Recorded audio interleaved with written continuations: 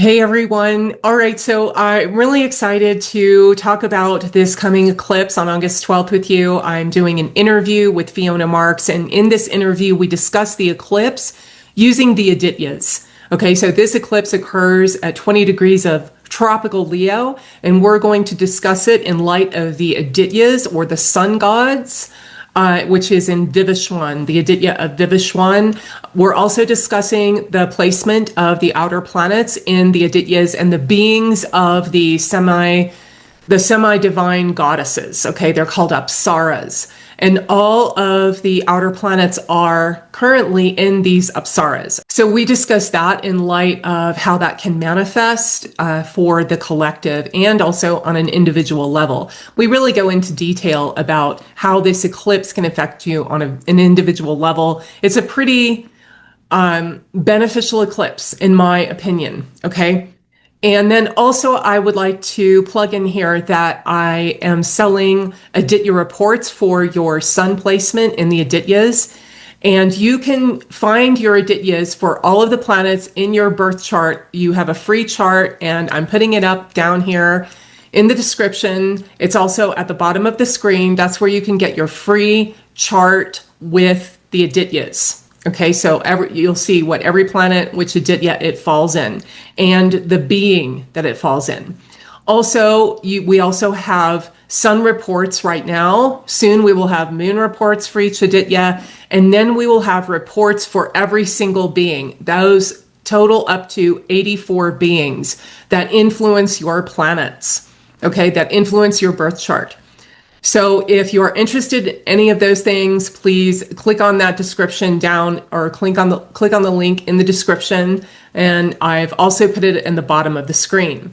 I'd also like to say that I am teaching astrology now on my own membership. If you would like to learn astrology with me, then please join my membership. Right now, I'm concentrating on the descriptions of the Adityas and how they affect your chart, how they affect your planets. And then I'm going to move into more predictive techniques like predicting with new full moons. I'm going to teach you how to do that, teach you how to predict with eclipses. There's going to be things in here you probably have never been exposed to before, and those are also using the Adityas, okay? And then also all types of transits. There's something called Rashi or exact Rashi aspects that a lot of astrologers do not know about. It's not really out there. So I'll be teaching all of those courses in addition to making daily predictions and also Jaimini astrology. So sign up for my membership if you're interested in that. Right now I have about 5 videos up. So onward we go to the predictions for this coming eclipse.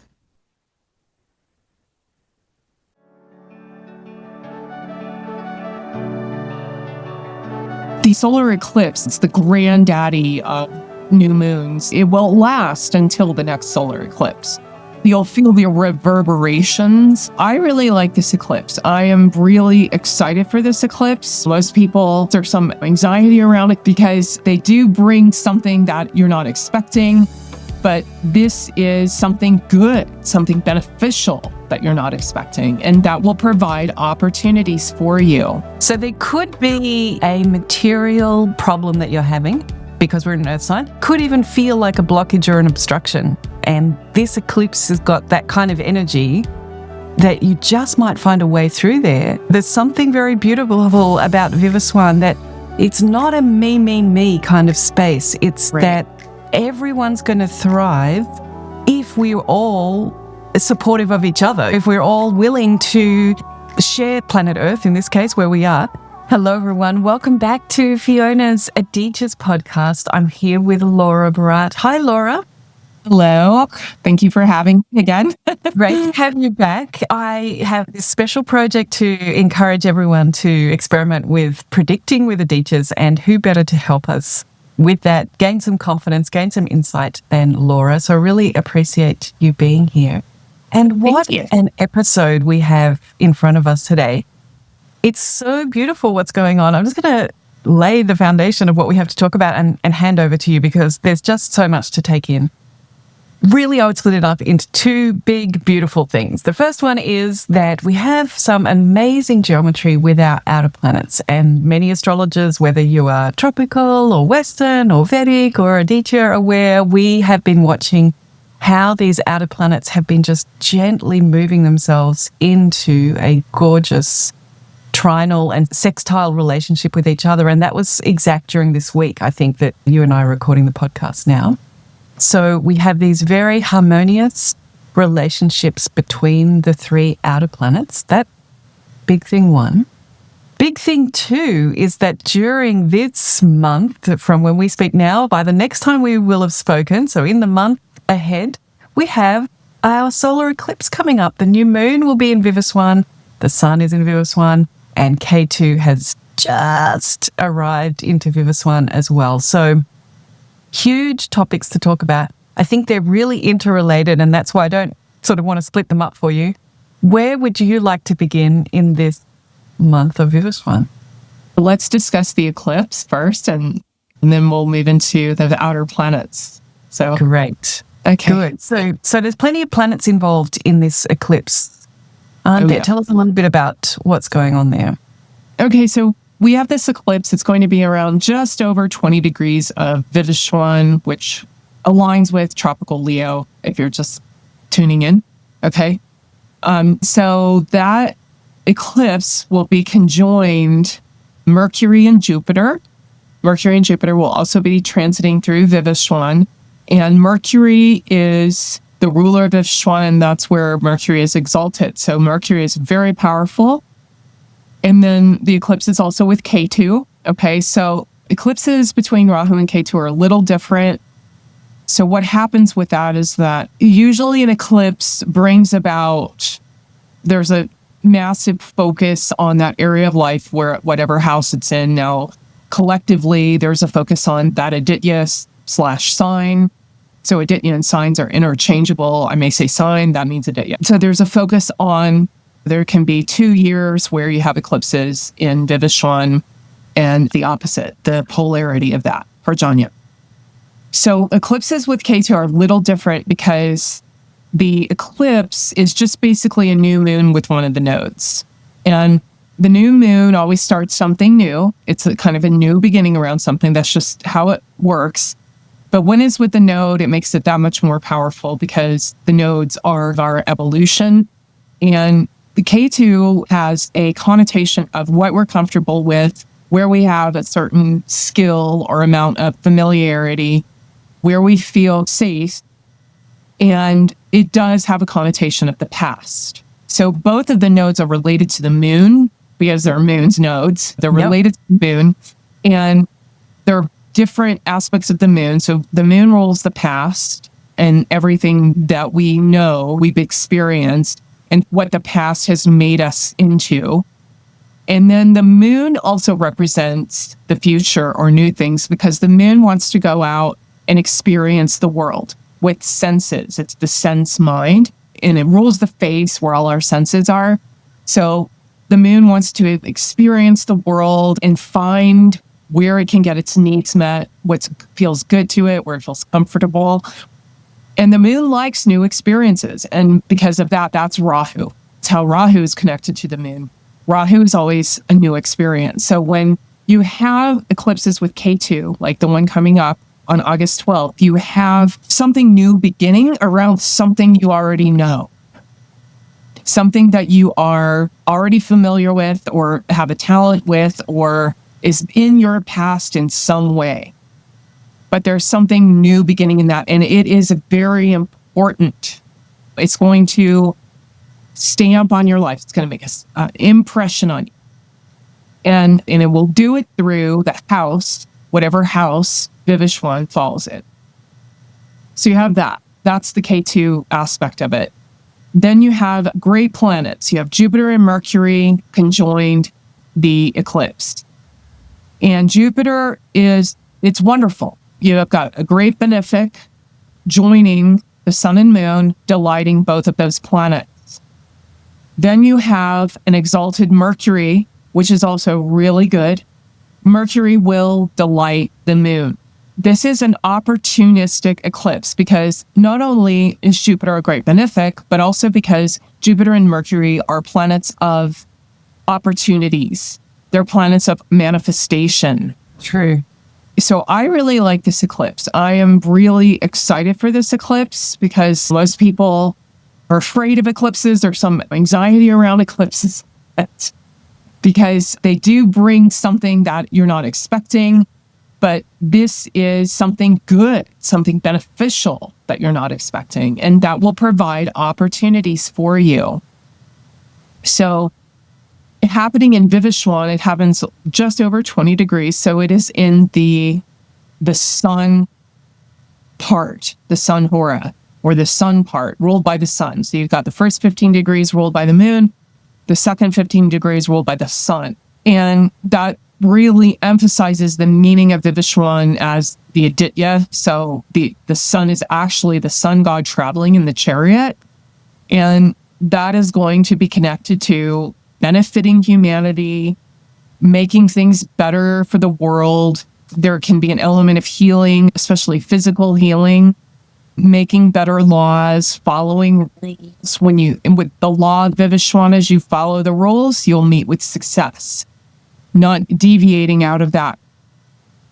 And Vivasvān always wants to do something really beneficial for everybody. It looks at not individual people, but groups of people, and the biggest group is all of humanity, but just groups in general. It can look to making things better for the group and providing services that are skillful. Another thing about Vivasvān is it's the most skillful Āditya. You can reach a very high level. You will reach a very elite level, all right, with Vivasvān. That's where you want to get to the expertise, okay? So that's really nice. And that with the help of Mercury, which is the skillful planet, and the help of Jupiter, which is wisdom, which is expanding your love and expanding your world. And it's the wisdom and the joy that comes from right knowledge or correct knowledge. So a really nice eclipse, depending on what house it falls in for you personally, you should get opportunities to grow. And to grow in that area, to become an expert in that area, to learn new skills in that area, to benefit society or benefit your group or the people that you associate with. So I really like this eclipse.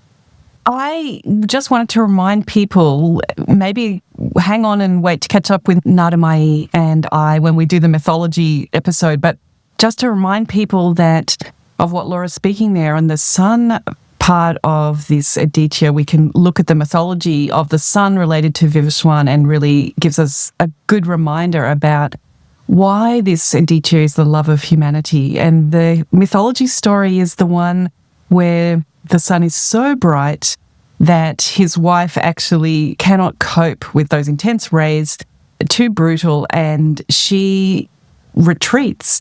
And there's a whole story around that, which we'll cover in mythology. But this is where the sun, when he finds out that this has happened, he is willing to cut down these rays. He puts himself on the lathe of his father-in-law to shave off these rays.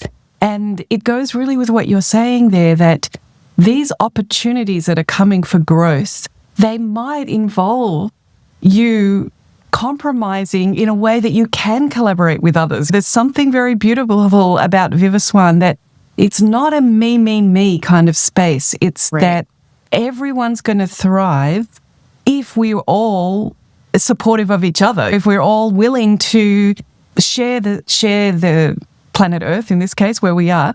So I think that that's inspiring too. Mm-hmm. I really admire that the sun in this mythological story, the sun, could have said, well, I don't care about you. I'm not going to cut down my brightness for anyone. Too bad, so sad. This is who I am. And Vivasvān is where the sun goes, oh, wow. Well, we can't have that because my long-term project is for humanity to thrive. So we have to make a way to make that work. And it's really inspiring when the sun is able to respond to that. And here we have, like you say, an exalted Mercury. And And in the friend sign, the moon going to be in a friend sign. So, yeah, with the delight of Jupiter, all the indications are showing that perhaps something is going to, break through, or something is going to become clear. Oh, that's what I've been doing wrong. Or, hey, I am willing to compromise or to be in a team here with you. I know. That's wonderful. I love that about Viviswan. So, yeah, I have my moon falls at 21 degrees of Viviswan. So I have my fingers crossed for this this eclipse. Yeah. And that's really interesting. I mean, not to get sidetracked, but you are collaborating on a project at the moment as well, aren't you, Laura? I am. Yeah, definitely. And the opportunity came for that. A lot of opportunities have been coming. So with an eclipse, you can start feeling it a month before, and things can happen in your life that are indicative of the effects of the eclipse a month before, and then really a month after. The eclipse, like a solar eclipse, the effects of it, because it's so powerful, it's the granddaddy of new moons. It will last until the next solar eclipse.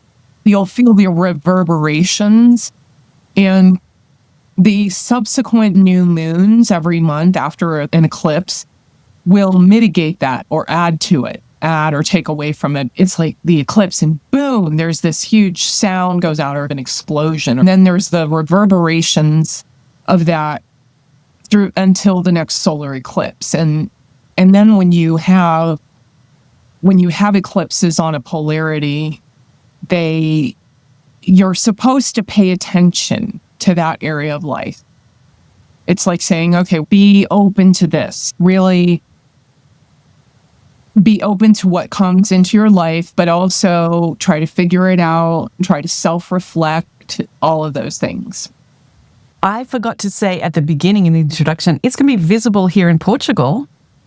Oh, wow, really? Visible, starting sort of up in Iceland, like Reykjavik is getting 100%. Oh, wow. Then coming through towards sunset here in Lisbon, I think we get 98% or something.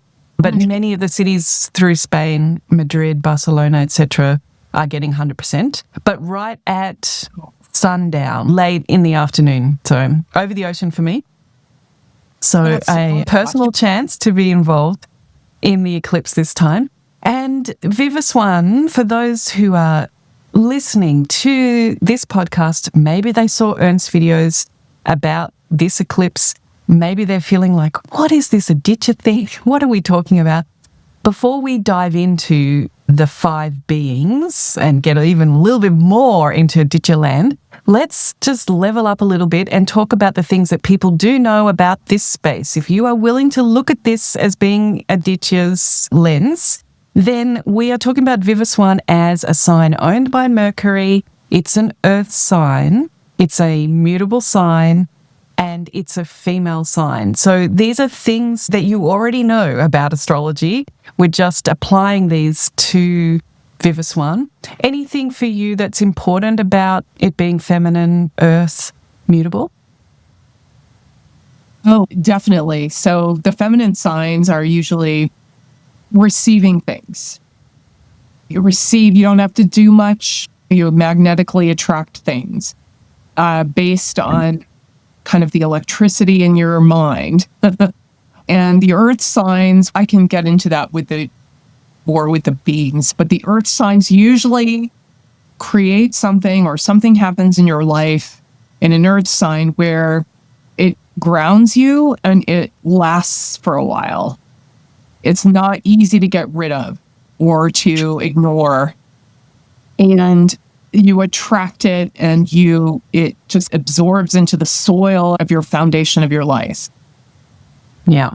And dual signs are really interesting because they have a combination of the cardinal and the fixed, or the changeable, movable. Yeah, movable or fixed. And they have a combination of that. So they can do everything. They're actually, in Jaimini astrology, dual signs are the most powerful signs. They most power because they can do everything. So there could be in your life, as you're listening to this, there could be a material problem that you're having because we're in an earth sign. Could be a material problem. It could even feel like a blockage or an obstruction. Something that seems, physical and how am I ever going to overcome that or change that or whatever? And this eclipse has got that kind of energy that you just might find a way through there in especially this 2-month period. So this is why Laura and I are a little bit excited about this today. And another really personal nice thing about this is Portugal, the country, was founded on this eclipse, at the birth of this eclipse in the 1100s when this eclipse first started. Yeah. So I think it does have an Iberian nature to it, this particular eclipse, and we're just going to be able to see it. But we were talking also before we got on the chat that some people like to see eclipses in families, like every 18 years and 10 days you're having the same eclipse but slightly different place of the sign, or actually it's moved signs to a different one. But that's not necessarily the way that you look at eclipses, Laura? No, well, so there's families of eclipses and they have a long lives and they happen every 18 years. Every 18 years. Interestingly enough, 18 is supposedly the number of the Earth. That it's the number of the Earth goddess, so to speak. Nice. Wow. Yeah, and the Earth is related to eclipses because we're all on Earth and we're all watching, and that's how it lines up for us. But there are the tradition of astrology I come from. My teacher teaches the eclipses and uses the burst of this eclipse cycle and simultaneously with which eclipse is happening to predict for personal people or for your personal life and also for the collective. And I just want to say that I do not do that. I do not use both of those eclipses. I only use the current eclipse happening at the time for personal predictions and for collective predictions. I do use that type of astrology, or using that birth of the eclipse family. I do use that for what past life astrology and ancestral astrology. I do use it for that, but not for mundane predictions or personal predictions. So I just wanted to make that clear. Yeah, that's no why problem. I haven't talked about it really. I wasn't talking about that first eclipse. I think it was in 1100 something. Yeah, So- exactly. Yeah, Portugal was born. There was kind of some schisms in the Catholic Church, if we take our mind back to those medieval times. Oh, yeah. Now, but what I did want to ask you before we dive into the 5 beings is one of the things that really interests me as previously a tropical Vedic astrologer and now learning to use Ādityas is this eclipse in tropical would be happening on an axis that is fire and air. And in Ādityas, it's happening in earth and water. Do you look at world events and would you expect that this Ketu moving now into an earth sign, Rahu moving into a water sign, we would be expecting natural disasters to be in the water earth mode? Exactly. Or do you not look at it that way? No, I do. That's very, very valid. Yeah, absolutely. And also because Pluto is in a water sign, so that usually does something to the water of the earth in some way. Blood, and also because you have 3 outer planets in the water Apsarā force at the moment in this beautiful relationship. Okay, so for those of us who are thinking about, should I move from tropical to Ādityas, one of the things that we could look at in the coming whole 18-month, 2-year period that the nodes are in this relationship is, are natural disasters more of the kind of earthquake, mudslide, tidal wave, flooding kind of natural disasters, or are they more of the kind of fires, volcanoes, maybe like hurricanes, tornadoes? Is that what we would get with air signs, I suppose? Crashes? Right, exactly.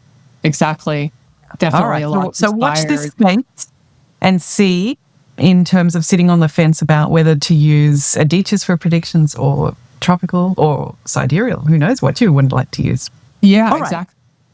Now, if you are willing to think about Ādityas for predictions, we have these extra layers of understanding the Rashi field. And Laura's already talked about one of them, that you can, for each Rashi, you could look at splitting it in half. So 0 to 15 is one half and 15 to 30 for the other half.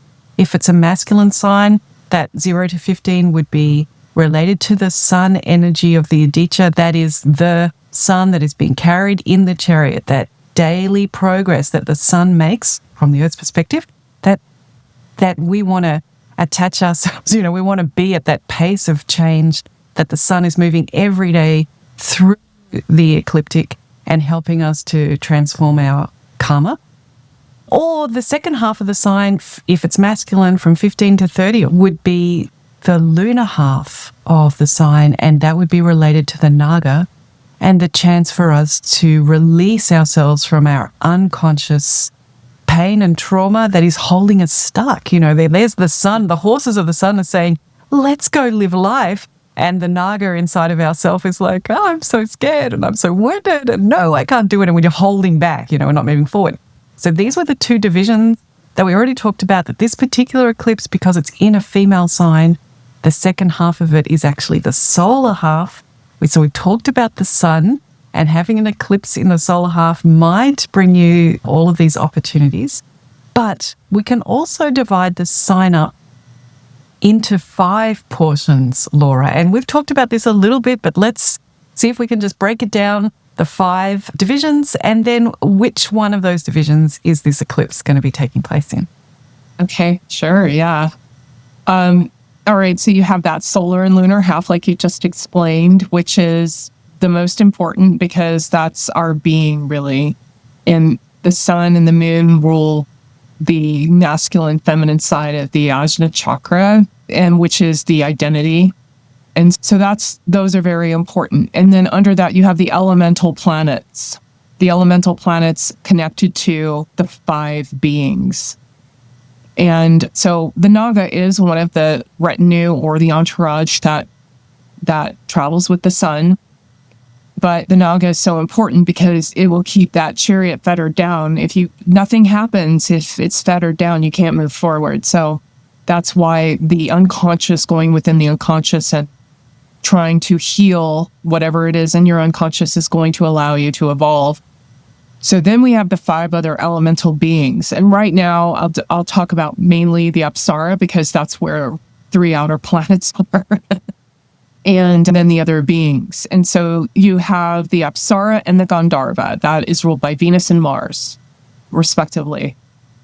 And the Apsarā is ruled by Venus. And the Apsarā is something that puts us in the mood for something that awakens a desire to do something, and we feel like it. And there's not a lot, there's a very subtle difference between feeling good and having a mood, getting for something, and being inspired to do something, which is the Gandharva force.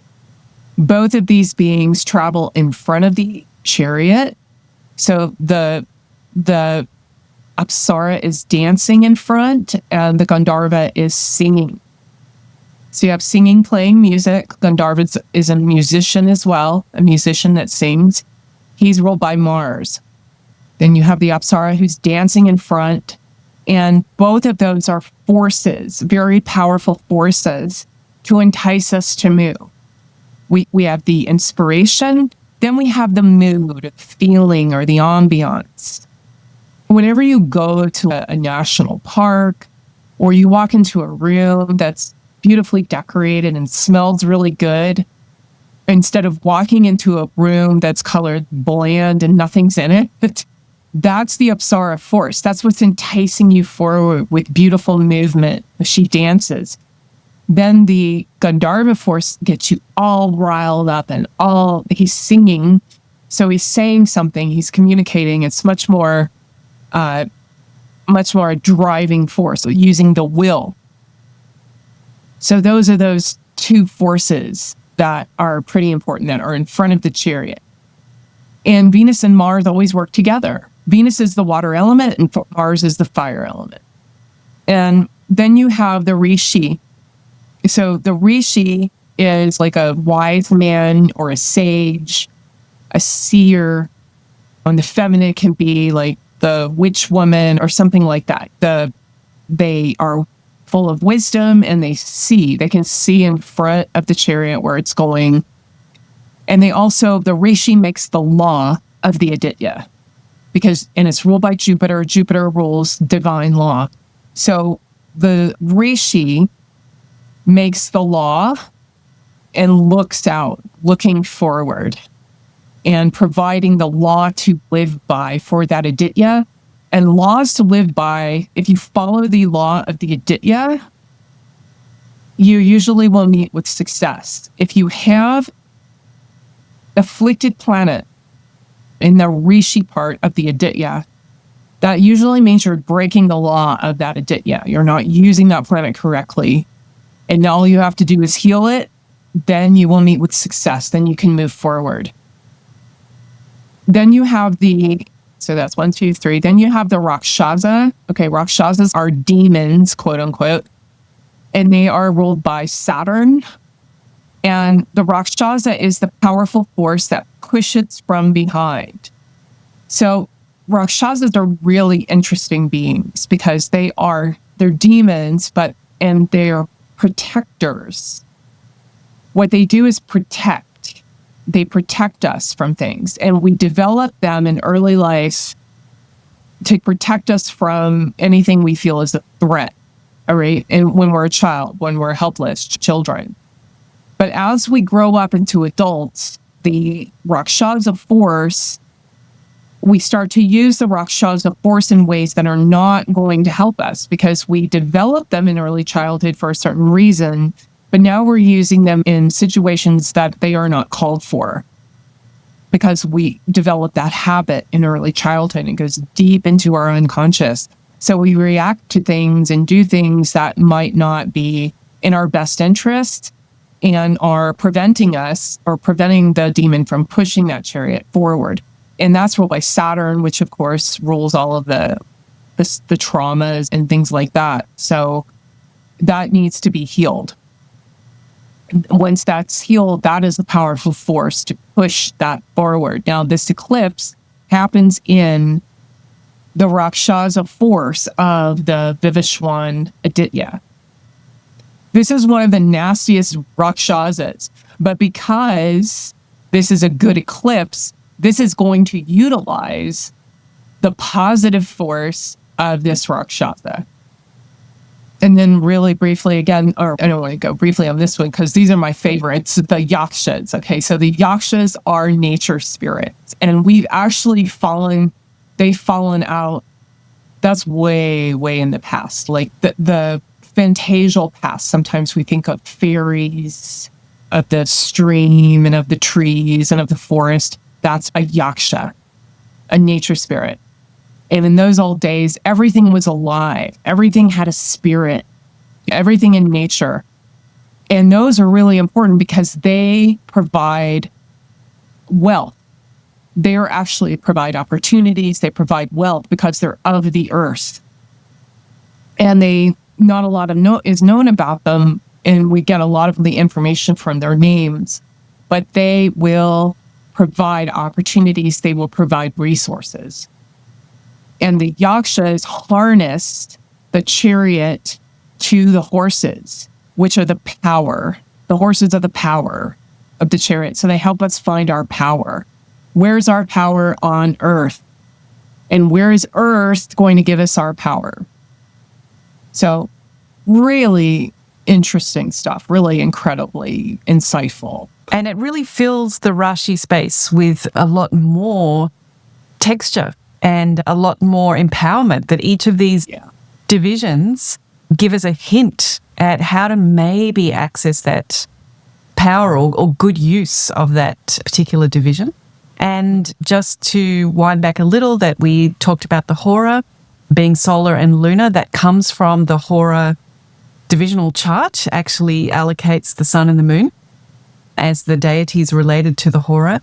And then the D30 allocates one of these 5 planets in the division as being the deity. So this is why of all of those 16 Vyāghra charts, there's only 2 that name planets as the deity for that Vyāghra chart.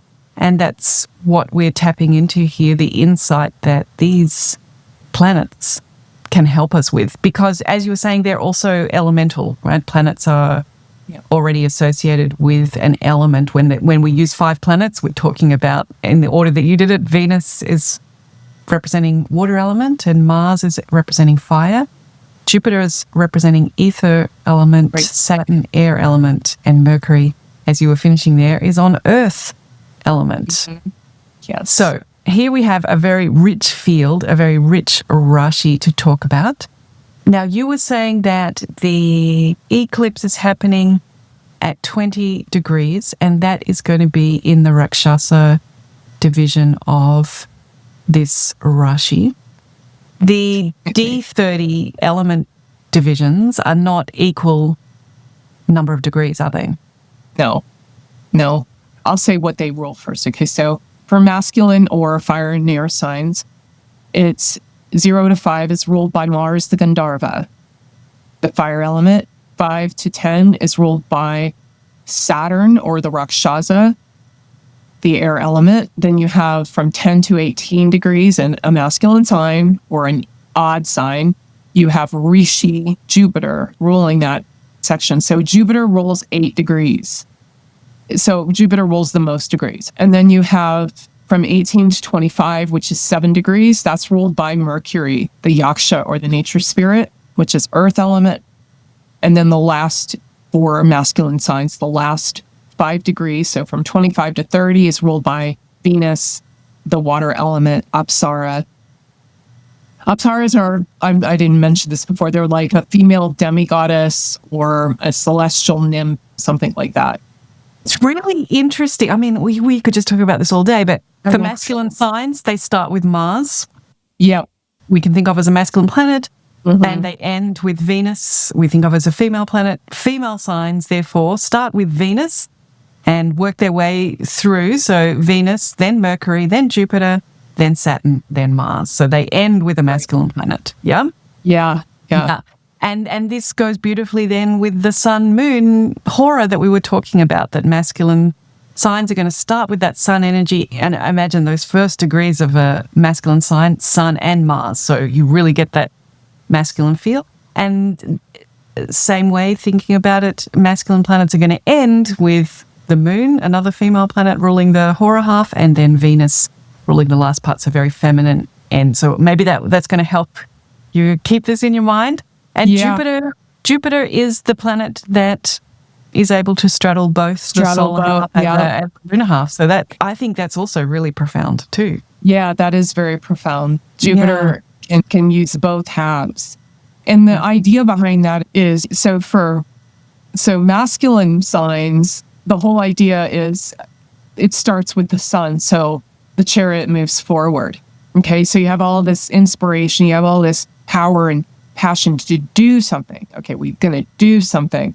So the chariot moves forward and then it hits the naga. And it's okay, it hits, if the naga, if there's anything in the unconscious and the feminine part in the heart, then it hits that naga. If there's problems there, it's like all of these traumas, whatever it is, our hangups psychologically are going to prevent us, then it's going to get fettered and stuck.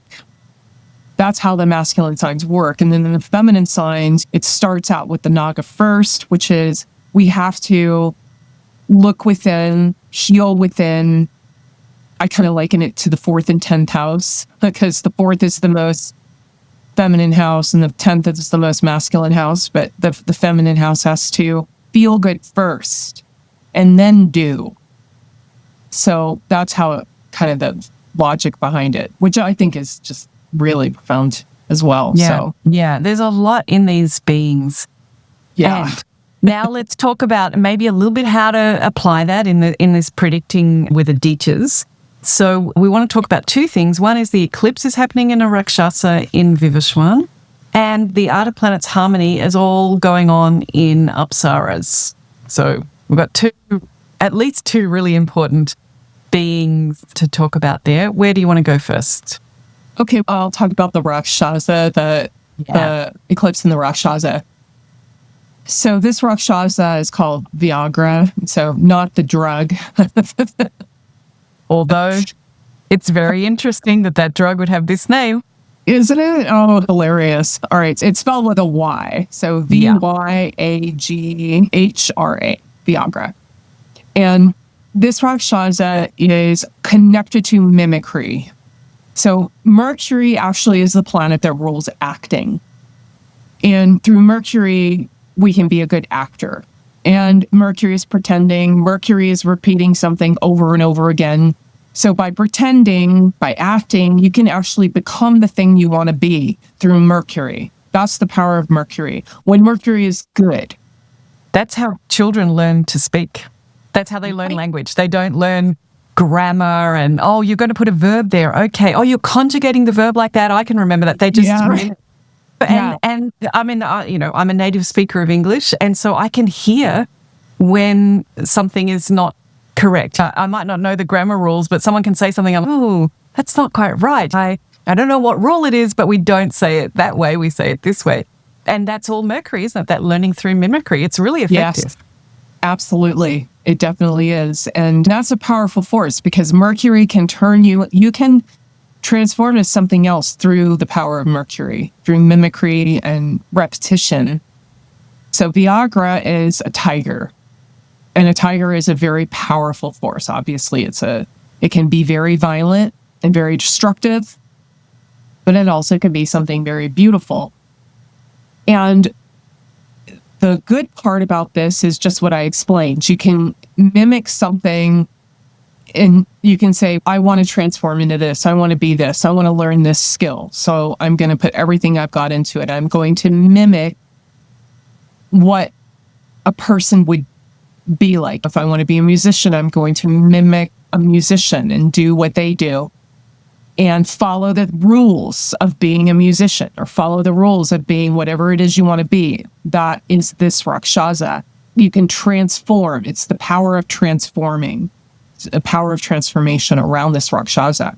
That it actually is connected. So it's like a shaman or something like that. She can change. You can transform. I was going to say like a changeling. It's Right. the ability to appear as one thing, to appear as another thing. Like that is a kind of mythical or maybe even more sci-fi thing, isn't it? That, changeling are very powerful because they can operate in any society because people just take them at face value.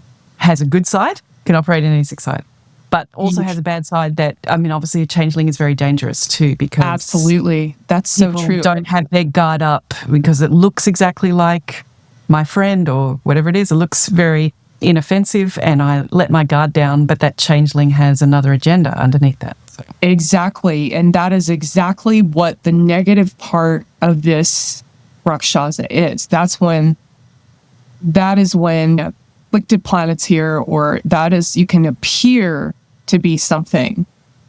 And because it's an earth sign, it's so convincing. It's my really high-powered AI almost. You see something and believe it to be real, but behind it, you're being fooled, you're being tricked. It's a trickster, just like Mercury can be a trickster. And then you can be lured in for negative purposes. There can be a motivation, an ulterior motive, nefarious motives. If this Rakṣasa is used in a more negative way, you can be fooled, you can be manipulated. All of those nasty types of things are behind this Rakṣasa. But because this eclipse, again, is very positive, especially with the Lord there, Mercury there, that means that it's used in a beneficial, productive way of learning something, transforming into something that you want to be. That's a good thing. Following the rules, following the laws of something so that you become that thing through following the correct rules that benefit everybody else, which is the goal of Vivisvān anyway. Also, I just wanted to mention here really quickly too, with Vivisvān is very connected to physical health and healing. as well. Very much both of that Parjanya, which is the opposite. Both of them are very much connected to physical health and getting robust health and being the best you can be. This particular 5 degrees is hosting the eclipse. That is that the sun and moon will be in that space. And the potential for all of us is to grab this opportunity to act in a way that's going to take us in the direction that we want to go. So each of you, as you're listening, will know what that means to you or not, depending. Some of us I don't have any planets here, Laura, so I've got my fingers crossed for something, but I don't have anything particularly activated in this space.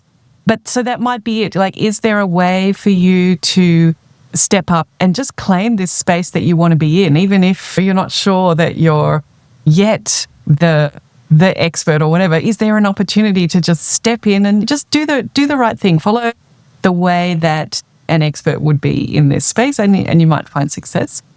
Of course, there was a very beautiful thing. If people are getting their information about Āditya from Ernst, which is where I learned about it, the very beautiful thing that Ernst talked about in this Rakṣasa was that the tiger is this top of the apex predator. It doesn't really have anything that it needs to be worried about. It just picks off whatever it wants, whatever it feels like eating. And what it's bright orange. And so for humans, we can see that it's bright orange. We're kind of like, that looks like you're basically wearing hazard awareness gear.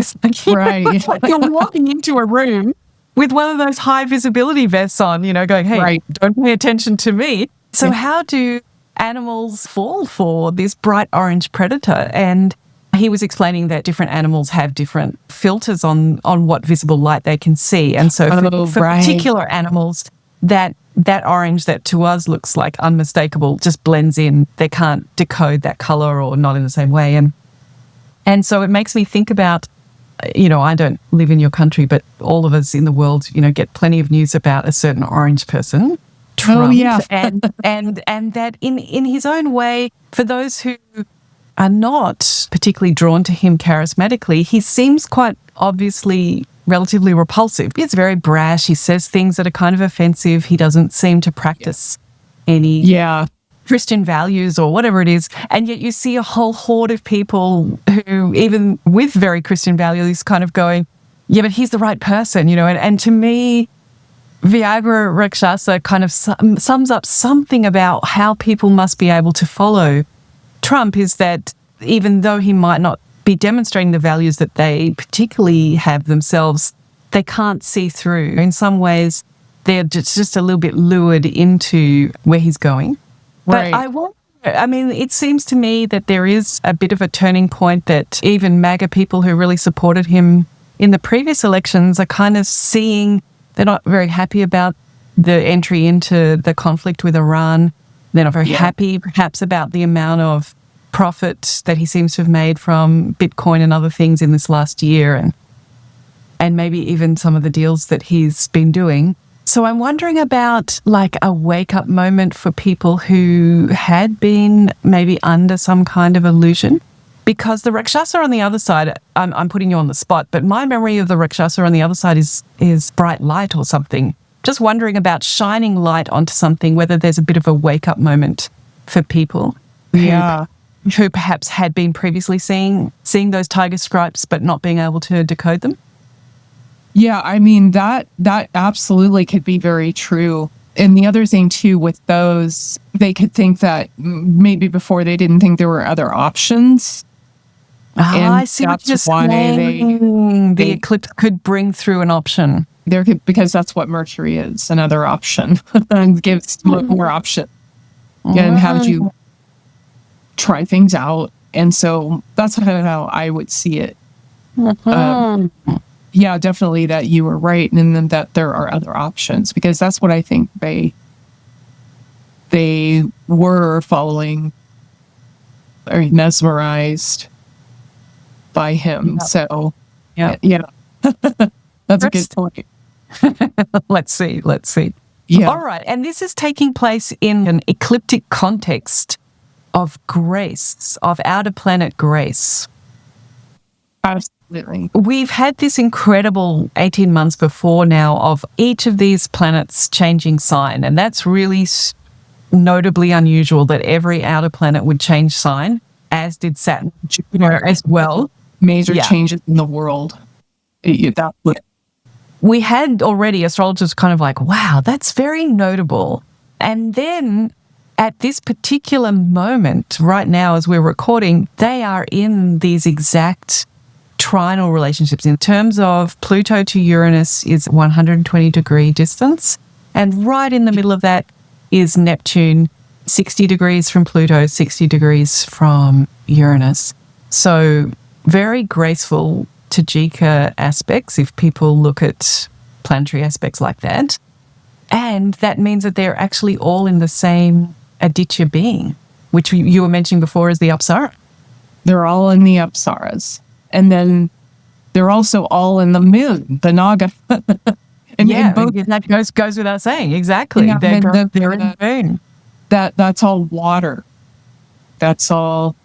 So that's really changed. The consciousness is changing. Pluto and Uranus, water Adityas. They're in water Adityas. So Pluto's in Parjanya, Uranus in Varuna. And so with Pluto, the first 5 degrees of Parjanya is an Apsarā, Sahanjaya, I think it's called. And that is connected to, through the Naga, it's connected to the 5th house. And then Uranus is in the first 5 degrees of Varuna, and that's connected to the 1st. Those are both Dharma houses and have to do with the self and have to do with the self-discovery, the self-expression. Before we dive down into Pluto, let's just slow that step down a little bit. Tell us about how you get the 1 and the 5. Then maybe we start with Varuna, because that's easy to explain, right? Okay. Then we can get our concept in with Varuna. So we've got Uranus. Okay, so we've got Uranus in the Naga in the first half of Varuna. Yeah. And that's ruled by the moon. Yeah. And Varuna is ruled by the moon. Yeah. So what you do is you just count from that particular Naga to whatever is ruled by the moon, and that's first house. So that would be the first house. That's the one. Okay, that one I'm keeping up with you. Great. Okay, now let's see if we can apply our rule here. And we're now imagine ourselves in Parjanya. Yep. Okay. We're in the Naga half, so we're looking for the moon, and whereabouts from Parjanya is Varuna, really. That's what we're asking. It's the 5th house. Yeah. Yep. And so that's why you were saying that by having Pluto and Uranus in these particular degrees of the rashis that they're in is also communicating at a lunar level something about the number 1 and something about the number 5. Right. Yeah. And you can keep going. And there's beautiful dharmic numbers, like you were saying, about becoming our true self.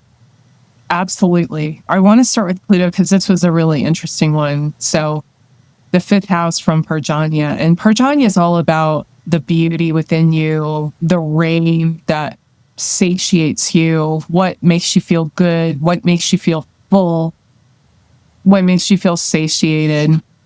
And Parjanya is actually one of the most spiritual Āditya, I think.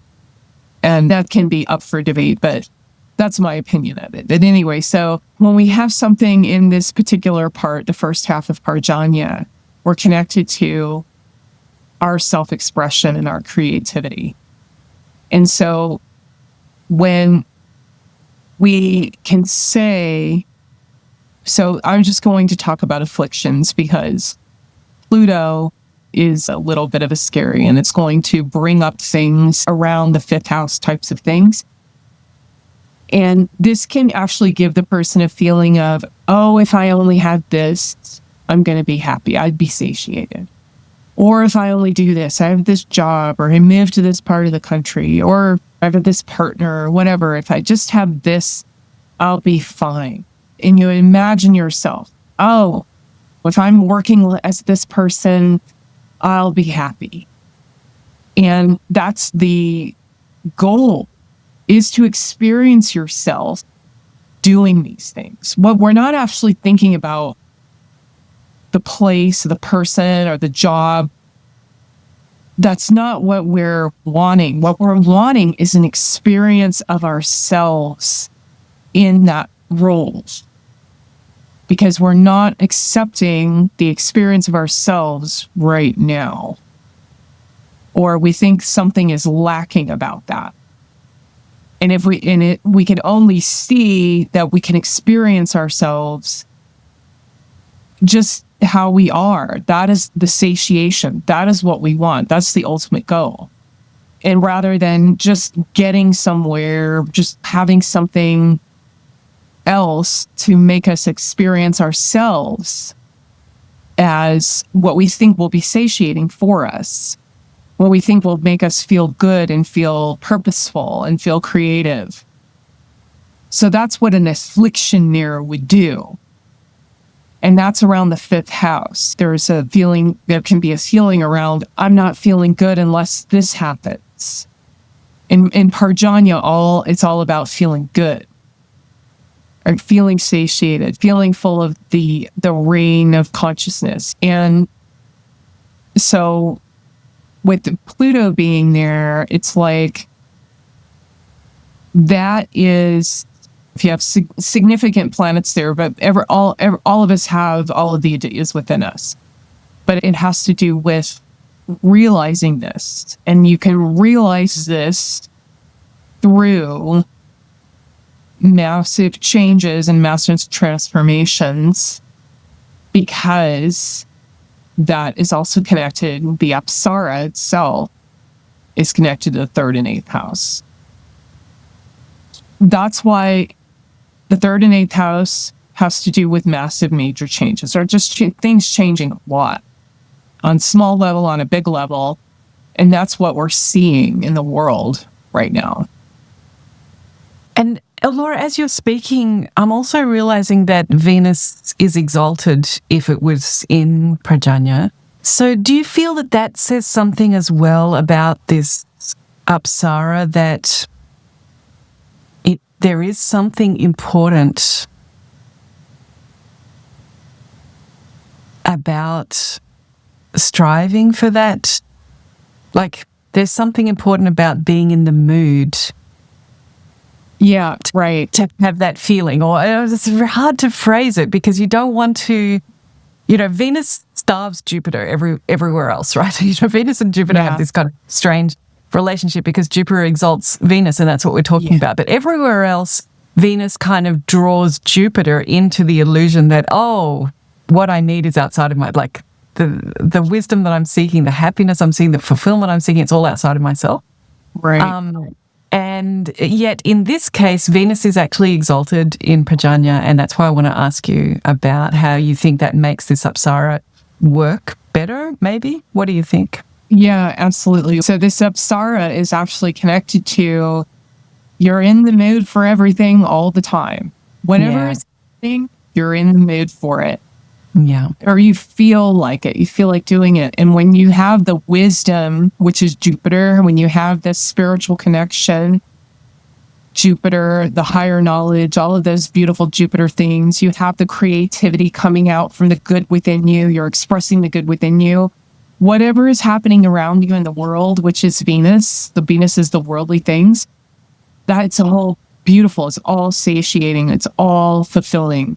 It's all good. And you're always for everything.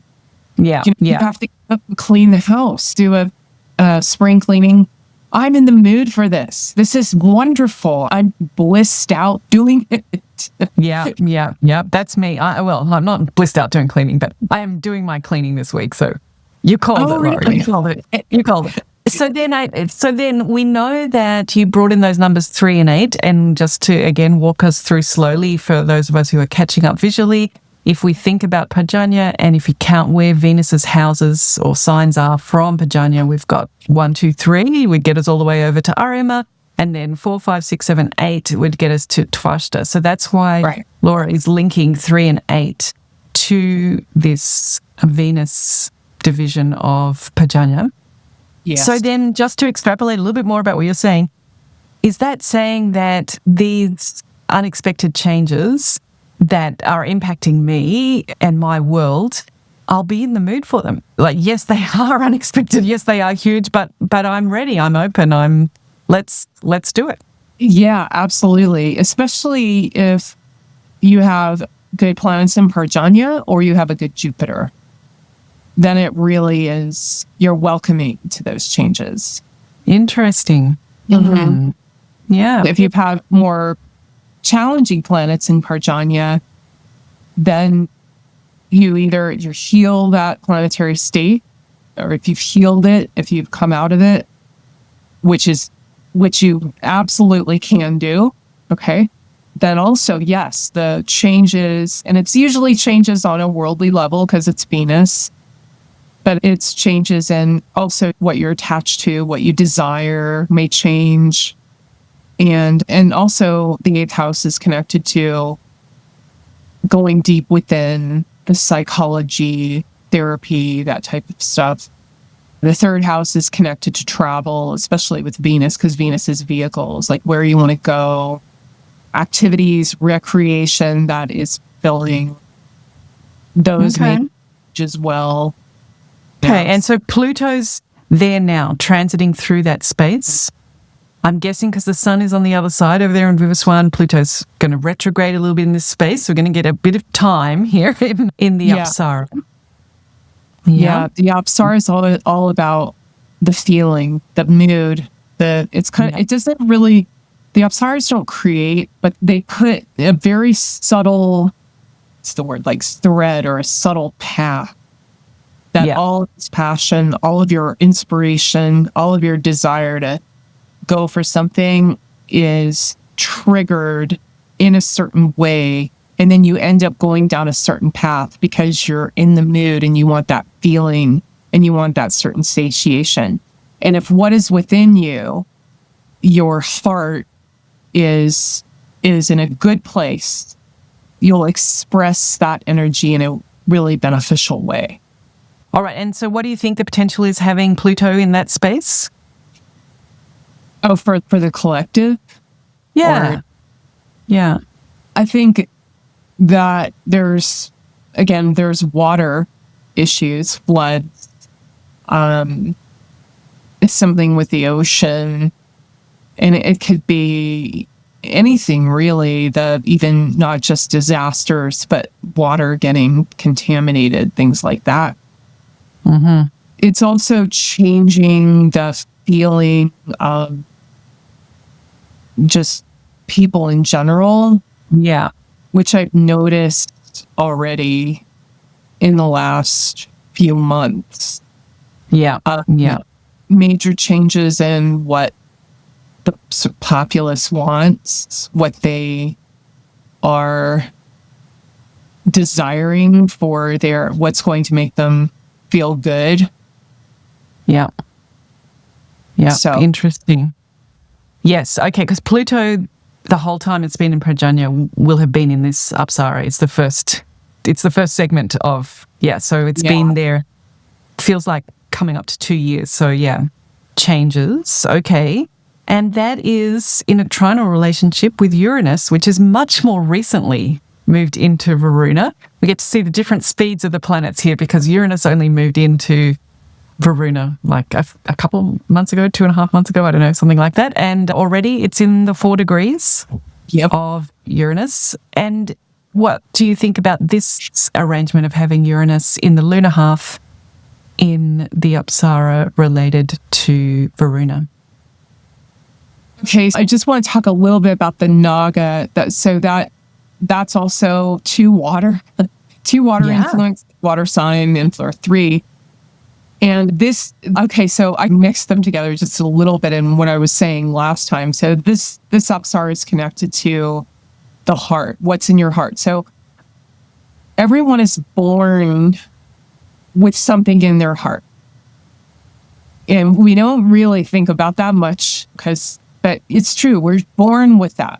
Just like we're born with a certain type of color hair, color eyes, you're born with a seed in your heart.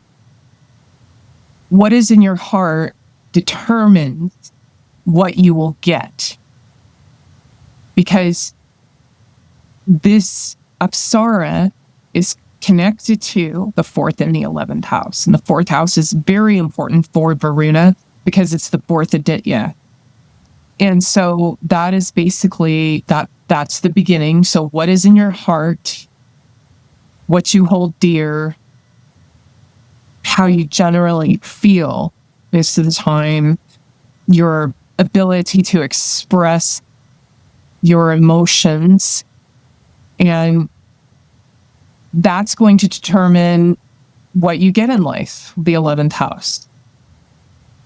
And then also with the Naga, so that's the first house. That's connected to the body. With Varuna, in the first half of Varuna, the first 15 degrees, it's very much how you feel about your appearance or your body, what your self-perception of your body, because the first house is that. And it's also an identity, the self-image. That's also going to factor in with Uranus there. And with Uranus, it's all about musings. Uranus is a lot like Rahu in a lot of ways, but it's much more positive in my view, because Uranus is just such an innovator and also wants to have out with the old and with the new, move forward. It's a huge evolving force, a force of evolution. This can also have a massive, like we were discussing in the last couple of videos, with the evolution of consciousness. So, because it's so important to feel good, because when you feel good, what comes out of you is so much better to heal what is inside, to heal what is traumatizing or that gives you anxiety, that gives you fear, and the new ways of doing that.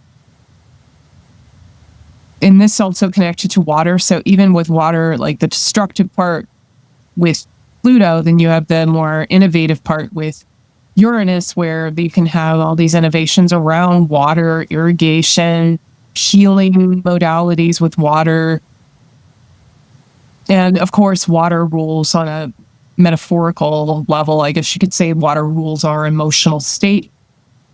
And it's consciousness. Varuna is the feminine side of the third eye. So we've got these outer planets resonating in this space. I don't know whether you also want to talk about that Neptune is in an Apsarā as well over there. In the earth. In the earth, yeah. Does this mean, no, it's in an Apsarā that has to do with the ground being fertilized by hail. That's what it means. And this, okay, so this is crazy. So whatever is being fertilized now, especially in regards to concrete things, it can be in wealth, because money and wealth and material resources, that is all earth, an earth sign. And we've got the fixed earth sign of Aryama, which is the longest, the most fixed, and it is the law of long. So it's going to last a very long time. And then Neptune is a very long term. It's the most long term outer planet, because Uranus and Pluto tend to do things very quickly. Pluto is going to destroy something. Uranus is going to start something new. And it's Neptune that stains and grows and makes things evolve over a very long period of time. It's in a long sign. It's with Saturn, long-term influence. So this Apsarā has to do with the fertilization of ground with hail, which takes a very long time to fertilize. It melts. It's not like just it rains and then it's over. It just slowly melts and the ground slowly becomes fertile, and whatever you're growing, it's going to be a long-term thing. And it's connected to the 1st and the 6th house. So that has a lot to do with health. The 1st and 6th house is very health oriented, because 1st is the body, 6th is health. and diseases and things like that, but also having to do with the way people work, the long-term identity of what can be produced or what can be contributed. As far as on a collective level, to me, that would have to do with what the countries can produce and contribute and the wealth of countries. What is happening now will be very long-term in what we're setting up for, what we're planting the ground. The ground is going to produce something and we're preparing it, or it's being slowly fertilized, like something big is where we're going to head 100 years or so is being fertilized. Yeah, it's very beautiful in a way. You were talking about Pluto and Uranus can move very fast or make changes sort of quite fast, and especially in water signs, things can change very quickly. But what's really nice about this Apsarā is a way to hold that water and for it to slowly seep and melt and feed, gives even more harmony to this geometry of the planets, because Pluto and Uranus could do their trinal thing. If Neptune wasn't there, they could do their trinal moment and it would be gone. But there's something about Neptune being in that earth sign, being in that Apsarā whose name is associated with crystallizing the water, gives us that hope that whatever magic Pluto and Uranus do, Neptune is finding a way to invest that and we'll be able to draw on it. Yeah, very good point. Absolutely. Yeah, they are all connected together. They all work together. Yeah. Yeah, a lot of people don't connect that. Even if they're not in aspect to each other, they're all working together in the collective consciousness and also in our personal consciousness. So this is the backdrop for our eclipse, that these guys just happen to be in this really harmonious arrangement. But if you follow it all the way around, so it's 60 degrees from Pluto to Neptune and then 60 from Neptune to Uranus. But then it's also on the eclipse day, it'll be 60 degrees to Mercury. And then from Mercury, it'll be 60 degrees to Venus, all the way over there in Vishnu. So there's like... Oh, wow. Oh, interesting. There's like this chain. And then from Venus to Pluto would be the trine, the 120 degrees connection. Wow. So it's just, I mean, if you remember like doing geometry and maths in primary school or whatever, and you would draw these various angles inside a circle, this is like one of those times it looks just like a geometry page from your maths book. It's pretty special. Yeah, so even though the world does seem very crazy and things seem tense and they seem fraught with danger, the background astrology seems to be saying that there is grace here and that things are being put in place auspiciously and for improvement.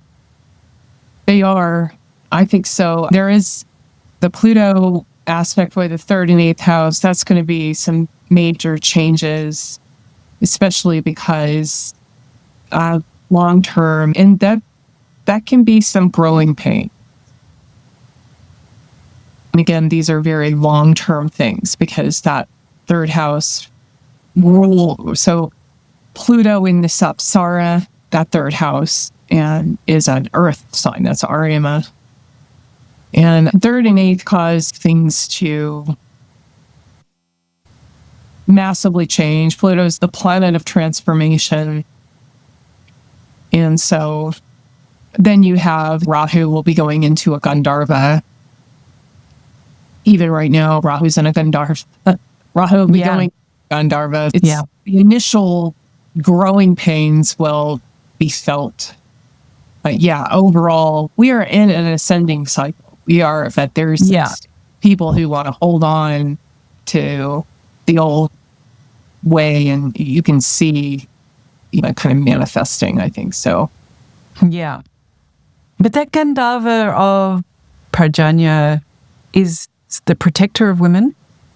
Am I remembering that correctly? Yeah. So it's very interesting, isn't it? All of this feminine energy, and even Rahu that will be entering on that masculine side is going to enter into a Gandharva that has this association with protecting women. And yeah, because it's Rahu, there's going to be some problems with it, but but that's just with Rahu, we're just thrown into the jungle, like they say, and we have to figure out where we are, what we're doing. So that would be interesting. We'll have a chance to talk about that next time we get together, because the lunar eclipse will be over there. Like we've just been talking about the solar eclipse. So watch out for next month, because then we'll have a chance to talk a little bit more about this Gandhava, talk a little bit more about Rahu when we cover the lunar eclipse that is partnering with this solar eclipse. Wow, Laura, what a huge amount of territory we've covered. Yeah, wow. I know that was a lot. Yeah. It was a lot. So for everyone listening, thanks for being here, and wishing you really well for this eclipse that seems to have so much potential. So love to hear how it goes for you and where you think it will impact your life. And look forward to seeing you next month when we'll have a chance to talk about the lunar eclipse. Okay, for now, bye everyone. See you next month. Bye, Laura. Thanks for being here. Bye. Thank you.